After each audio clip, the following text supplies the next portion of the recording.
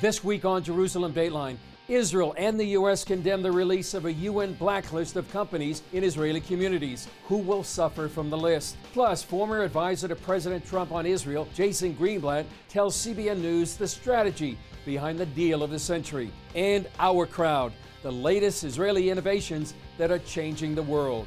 All this and more this week on Jerusalem Dateline.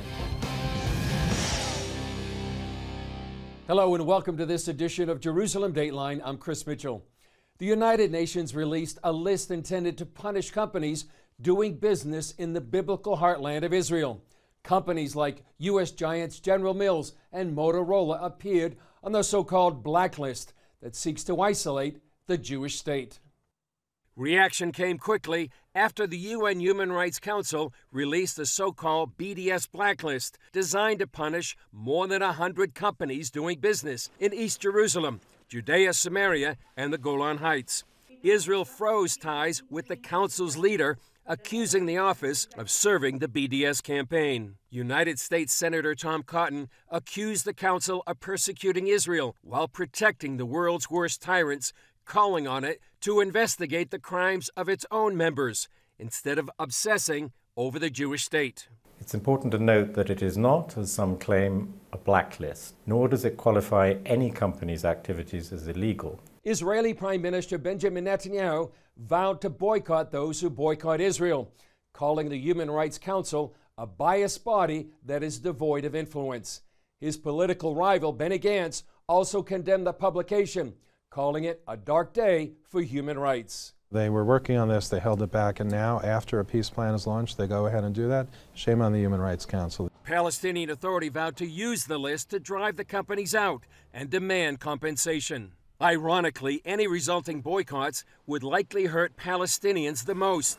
For example, CBN News has reported how international pressure forced the SodaStream company to leave Mishor Adumim and move to Israel, costing many of the 500 Palestinian employees their jobs. NGO Monitor's Yonah Schiffmiller told CBN News much of the list came from BDS-linked organizations, and Israel claims several groups with terror links pushed the UN to publish the list. The activities that these companies are being targeted for are completely legitimate. There is no international standard that bars business activity in occupied territories or in settlements. Many of the companies that we're talking about are conducting activities that were outlined in the Oslo Accords. Christian business leaders from some 40 nations have pledged to combat the BDS movement by pursuing business with Israeli companies. We've invited them in order to connect with Israeli businesses, meet face to face, and create those connections and transactions that'll help bring Israeli innovation to the world. I'd encourage your viewers to do double, triple the amount of business with the companies on that list. I would encourage your viewers to write letters to those companies, encouraging them to continue to write letters to Congress in protest. I think what they did was outrageous.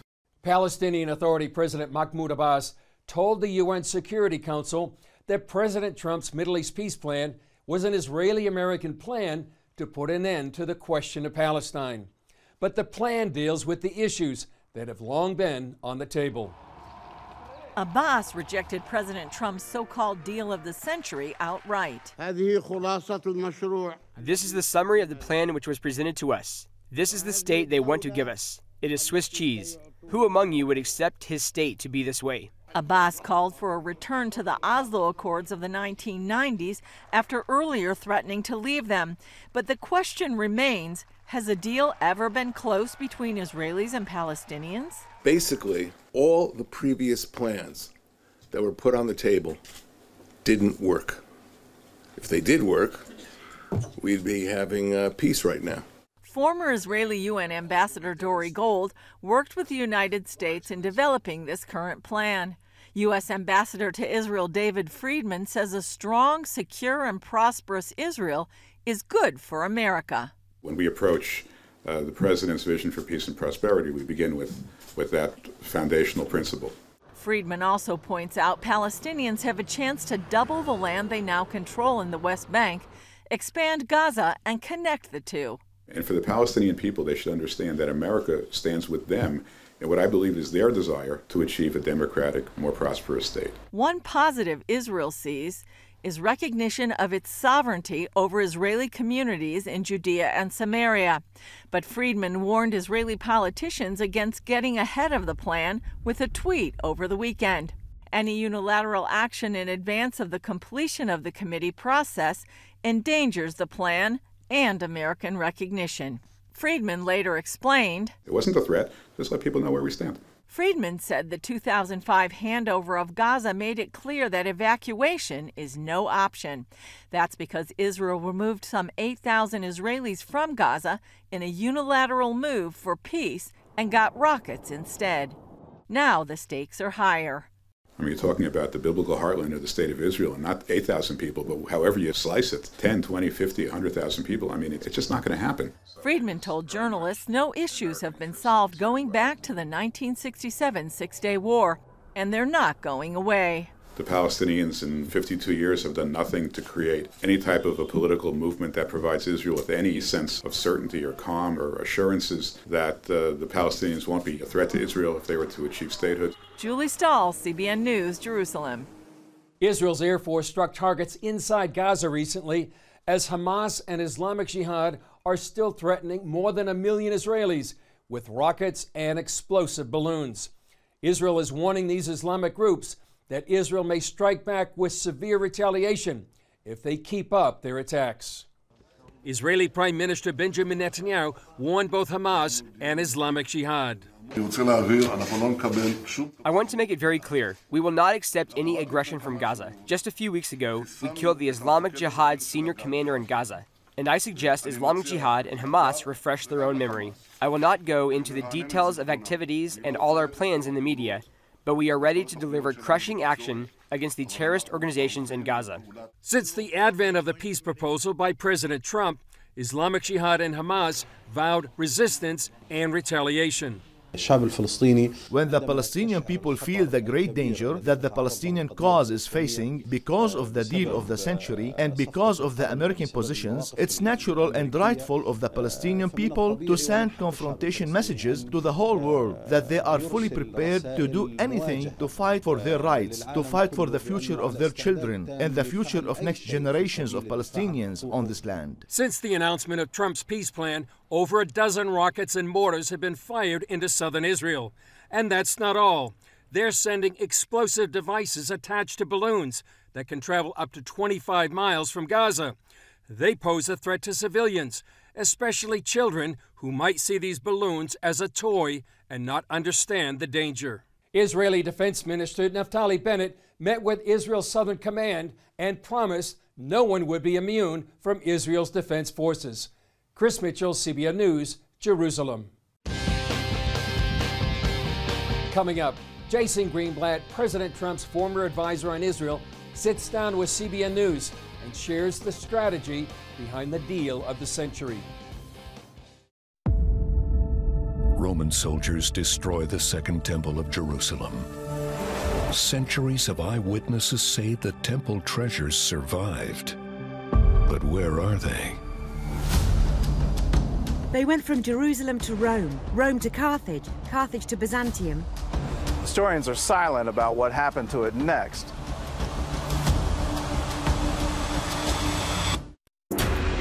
CBN Documentaries presents the worldwide release of Treasures of the Second Temple. So does it still exist today? A story of mystery. Where is it? Calamity. Most of the victims were butchered. And destiny. The possibility to dig is impossible. Get your copy of Treasures of the Second Temple. Yours for a gift of any amount to CBN Documentaries.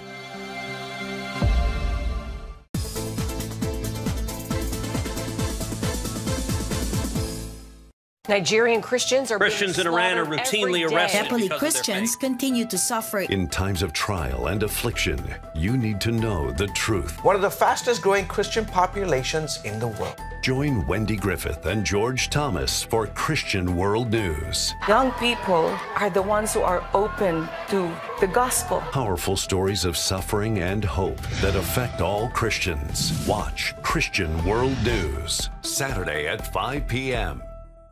Watch breaking news, in-depth exclusive stories and programs from health to entertainment you won't find anywhere else. The CBN News Channel, a perspective you can trust. Enjoy credible news reporting from around the world. Discover inspiring programs and stories of hope, all in one place from a Christian perspective.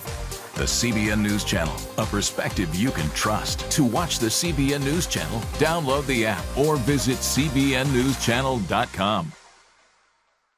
Hey, if you're tired and exhausted all day, you can't think clearly, and you really just need a cup or even a pot of coffee to get through your day, then join me, Dr. Josh Axe, for this new series where I'm going to teach you how to transform your diet and use essential oils and supplements to get a better night's sleep. Get Protect Your Sleep and live your best life with innovative information from 5 leading sleep experts. If you're not a great sleeper, you can do things to make yourself a great sleeper. If you're already a pretty good sleeper, you can enhance your sleep and be even better. Discover a sleep-enhancing bedtime routine, how to put insomnia to rest, learn how to relieve pain that disturbs sleep, and much more in Protect Your Sleep. Everything you do better with a good night's sleep. Wake up to your best life. Call 1-800-700-7000 to get your free DVD or booklet of Protect Your Sleep today. Don't miss out on this brand new series.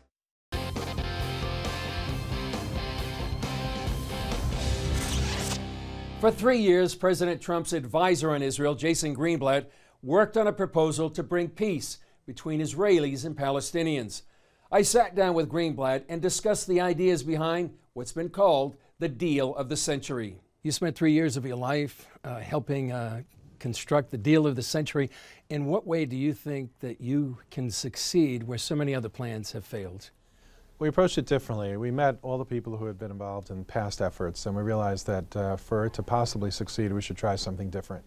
So we put together a highly detailed plan, some 80 pages or so of political part, a huge economic package, and we wanted everyone to read it carefully, line by line, to understand the many hard compromises that are necessary in order to achieve peace, and to ask themselves the question, is this worth it? Instead of just a 1 or 2 line sentence that talks about aspirational thoughts that sound lovely on paper but don't really allow people to understand what it means, we thought we would approach it this way, and I'm hopeful. The world reaction actually was mixed. I thought having those 3 Arab ambassadors at the launch itself was remarkable. I give those countries tremendous credit. There were some very good statements coming out of the Arab country, the United Kingdom, Brazil, and other countries.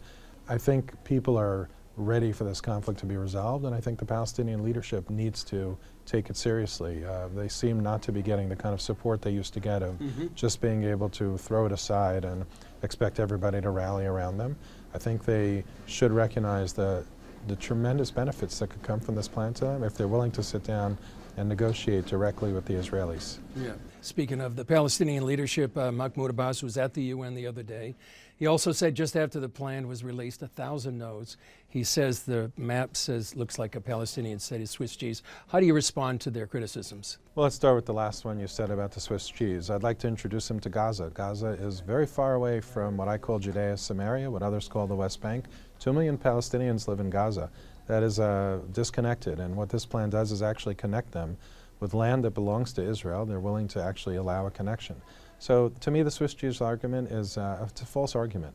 I live in New Jersey. I used to work in Manhattan. I had to take a bridge to go to Manhattan. I never felt that I was going through Swiss cheese to do it. What we tried to deliver here is something that can actually be achieved. I know that Mahmoud Abbas wants the land to look differently. Sure, if it were possible, we would have designed it differently. But nobody should be uprooted in the context of a peace deal. We were very cognizant of that when we drew that. We had Israel's security in mind first and foremost, because from its formation, it's been under tremendous threat time and time again. So any deal that doesn't keep Israel completely safe and secure doesn't work. That obviously impacts the geography. So I think of that as a mere manipulative marketing talking point that not only doesn't bring peace, it just drives peace further behind. You mentioned it today. Are we seeing a Middle East 2.0? I believe firmly in my heart, not only from the leadership that I met throughout the region, but from every Israeli and Arab that I met, they are ready for a Middle East 2.0. The question is, can we help them get there? I want peace between the Israelis and Palestinians. I worked almost 3 years of my life to get there, but these are 2 separate issues. One is bringing stability and prosperity to all societies here, to all countries here, to bring peace between Israel and its Arab neighbors, and hopefully also to bring peace between Israel and the Palestinians. They're not mutually exclusive. Perhaps they have to inch forward at different times in different ways. While it would be ideal for all of it to happen at once, there may come a time when people realize that one thing can't hold up the other things. You certainly know there's objection from some of the leaders, Jewish leaders in Judea and Samaria, and even evangelical Christians who may be wary of dividing the God's land as they look at Joel chapter 3 or 4. How do you respond to those objections? There's no peace agreement, peace plan that anybody could put forward that everybody is going to embrace entirely. I don't live here in Israel. I don't get to vote. All I get to do is try to help. Israel is a democratic country, and I think its citizens vote for things the way we do in the United States, and it's really up to the Israelis to figure out how to move forward on that. On the Palestinian side, you didn't ask that question. It was more geared toward people from Judea and Samaria and Christians, but the Palestinian side does not have that freedom to vote, unfortunately. They don't have a freedom of voice, really, freedom of the press either. But it isn't up to me or to anybody who doesn't live here. It has to be up to the people here. We're not the ones who sacrifice the way people do here. As a Jewish man, what did it mean for you to be involved in the deal of the century? Oh, I would say incredibly blessed. I mean, the ability to help the state of Israel with its U.S. relationship, to help Israel connect with its Arab neighbors, and to help Israel perhaps achieve peace with the Palestinians. I thank God every day that I was given that opportunity. Up next, Israeli innovators and global investors meet to change the world and fulfill biblical prophecy. Now, for a limited time, you can get 5 of CBN's critically acclaimed documentaries. Experience the rebirth of the modern state of Israel. The historic bonds between the Jewish people and the land of Israel cannot be broken. Relive the battle for Jerusalem in the Six-Day War. Jerusalem is yours, forever. Discover how Israeli volunteers are changing the world. When people need us, we volunteer and we come and help. Explore the world of Israeli technological innovation. We're people of dreams. God gives us dreams. And that's really the roots, I think, of much of our innovation. And understand the biggest land dispute in history. Many Palestinian Arabs claim that the Jews stole Arab land. But is that the real story? This exclusive Israel DVD collection can be yours for a gift of $40 or more. Call now or go online to get your Israel DVD bundle today. Hello, I'm Dr. David Perlmutter, board-certified neurologist and #1 New York Times bestselling author. Wouldn't it be great to boost your energy, eliminate brain fog, and even reverse brain disease? Well, you can, and I'm going to show you how, along with some of the world's most well-respected brain experts, in this DVD, Protect Your Brain. Get Protect Your Brain, a free DVD only from the Christian Broadcasting Network, featuring experts on the cutting edge of neuroscience and brain health. No matter how many times you've failed in the past, you really can do this. In Protect Your Brain, you'll discover simple strategies to keep your brain young and healthy. Improve your memory. Discover the gut-brain connection. In Protect Your Brain, get your free copy at cbn.com or call 1-800-700-7000. If you want to improve the quality of your life, get the DVD Protect Your Brain and get it today.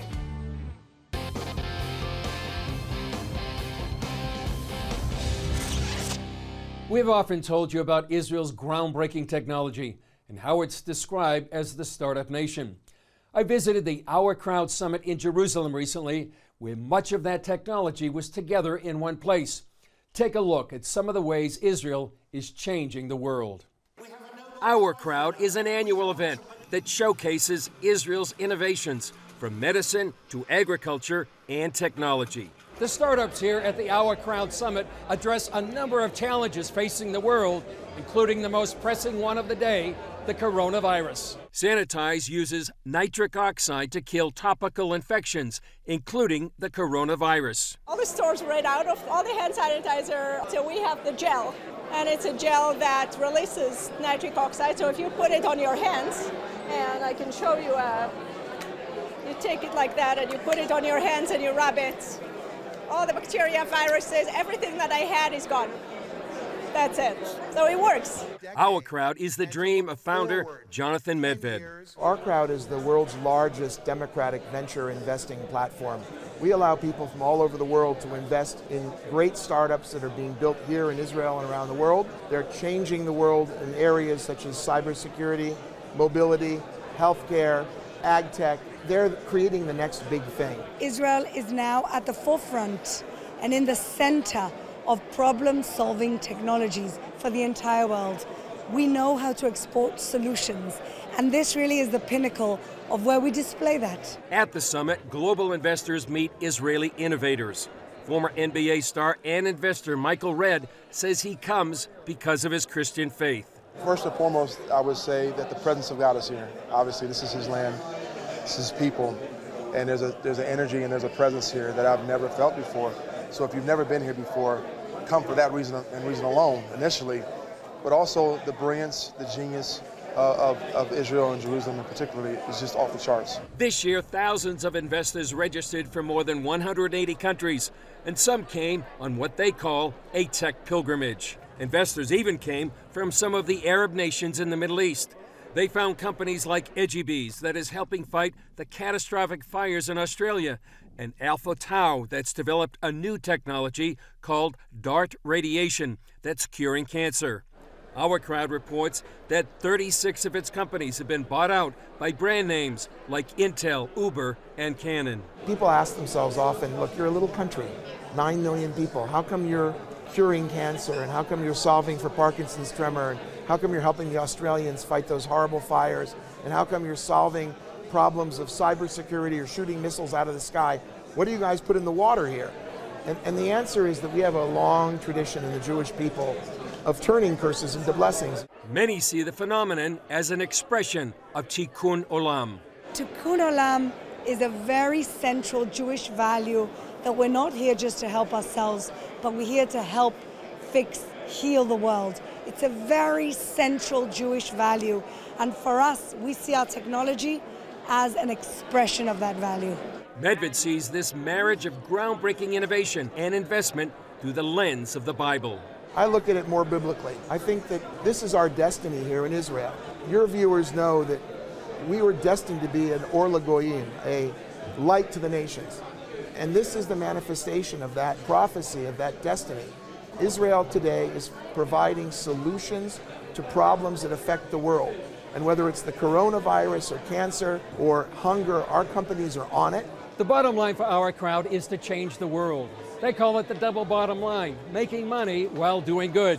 By 2020, they had $1.4 billion committed to funding startups, while fighting fires in Australia, curing cancer, and combating the coronavirus. Chris Mitchell, CBN News, the OurCrowd Summit, Jerusalem. Christians around the world are standing with the Israelis. But why? In CBN's free magazine, Friends of Israel, you'll discover why Christians are supporting the Jewish state, how Israel is fulfilling prophecy as a light to the nations, and ways you can pray for the people of Israel. Israel needs the support of friends like you. Call now or go to cbn.com to get your free copy of Friends of Israel. Watch breaking news, in-depth exclusive stories and programs from health to entertainment you won't find anywhere else. The CBN News Channel, a perspective you can trust. Enjoy credible news reporting from around the world. Discover inspiring programs and stories of hope, all in one place from a Christian perspective. The CBN News Channel, a perspective you can trust. To watch the CBN News Channel, download the app or visit cbnnewschannel.com. How'd you like to get a redo on your health, on your body, on your arteries, so you could have the energy you had 20 years ago? The great news is you can. I'm Dr. Mike Roizen, chair of the Wellness Institute at the Cleveland Clinic. I've written 4 New York Times bestsellers. But even better than having to read all that, you can listen to this DVD and watch it. Protect your heart? Yes, you can. Here's how. Go to CBN.com or call 1-800-700-7000 for your free copy of Protect Your Heart. Let the medical experts show you their new discoveries on how to avoid heart disease and even reverse it. Easy steps to uncover the hidden dangers in your medicine cabinet, reduce stress, and get a complete do-over for your health. Call 1-800-700-7000. That's 1-800-700-7000. Or go to CBN.com to claim your free copy of Protect Your Heart.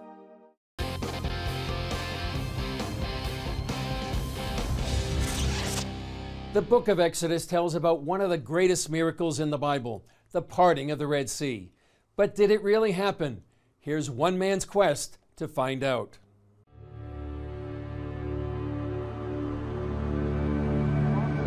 For almost 20 years, I've been searching for evidence of one of the greatest miracles of the entire Bible, the miraculous parting of the Red Sea. Tim, the first question most people ask is, where's Mount Sinai? My first question as a geographer is, where was the sea that was parted and crossed? So what do you think the crossing site, where would that be? Well, for once, I'm going to follow the conventional argument here. When I look at the Exodus story through the eyes of a scientist, then it contains a lot of observations which just make sense to modern science.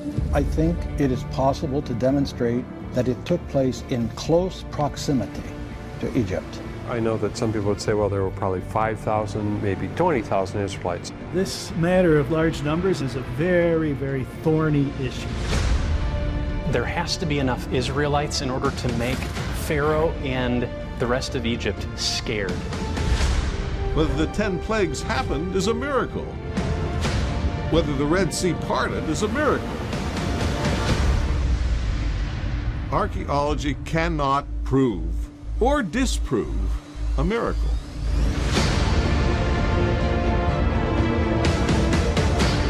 Make the sea small, put it close to Egypt, all of a sudden it calls into question the biblical text itself. And you cast their pursuers into the depths as a stone into mighty waters. Where were these ancient lakes and what is now all desert? And what sort of people could stand the strength of the wind that would part that depth of water? Nobody could stand and walk that land bridge in that sort of wind. It would be impossible. Why is it important to think about these things? At the end of the day, we're really talking about a miraculous event of unprecedented proportion, of God's miraculous saving power.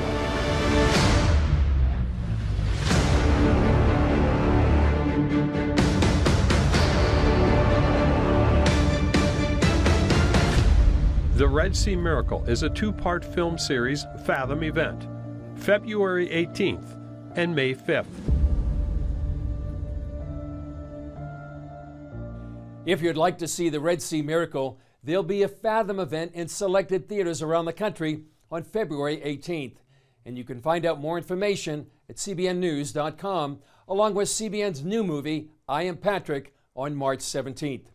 That's all for this edition of Jerusalem Dateline. Thanks for joining us. Remember, you can follow us on Facebook, Twitter, Instagram, and YouTube.